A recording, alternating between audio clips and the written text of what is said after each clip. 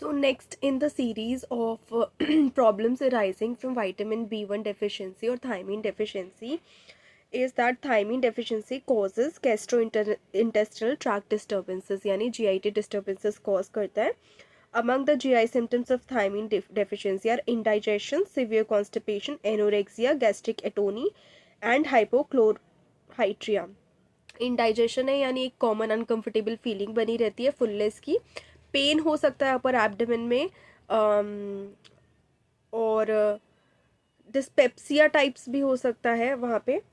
फिर कॉन्स्टिपेशन यानी इनफ्रीक्वेंट या डिफिकल्ट पैसेज ऑफ स्टूल है, often due to slow movement of waste through the large intestine. फिर anorexia यानी एक eating disorder and serious mental health condition है जिसमें पेशेंट अपने वेट को कंट्रोल में रखने की कोशिश करता है, नो मैटर उसको कोई अनहेल्दी हैबिट एक्सक्यूज मी लेनी पड़े साथ में तो कोई बात नहीं उसके लिए. Not eating enough food, exercising too much, taking laxatives और making themselves sick by eating and then vomiting.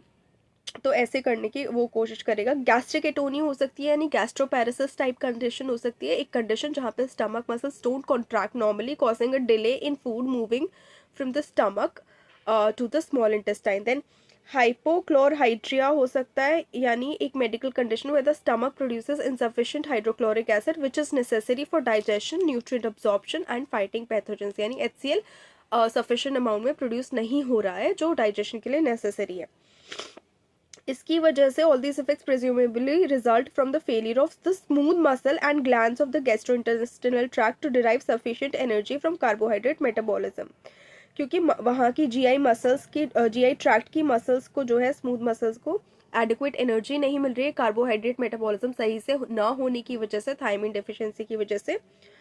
इस वजह से ये पिक्चर बन रही है GI सिस्टम की. अब यहाँ पे गाइटन एंड हॉल का कहना है कि जो ओवरऑल पिक्चर बनती है थायमिन डेफिशिएंसी की, including polyneuritis, cardiovascular symptoms, gastrointestinal disorders, frequently इसको रेफर कर दिया जाता है बेरी बेरी पर specially when cardiovascular symptoms predominate.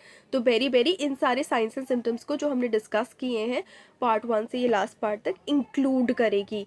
हालांकि अलग अलग सिम्टम भी एग्जिस्ट कर सकता है, अलग अलग ऑर्गन, अलग अलग टिश्यू भी इफेक्ट हो सकता है, बट अगर ये सारे पिक्चर एक साथ बन रही है तो उसको बेरी बेरी बोलेंगे.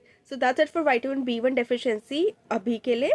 अभी आगे कुछ इन्फॉर्मेशन मिलेगी तो we'll share it. So please follow this channel, please subscribe to this channel, follow the Instagram page, please like the video, share the video, subscribe to the channel, do not forget to hit the bell icon. Thank you so much.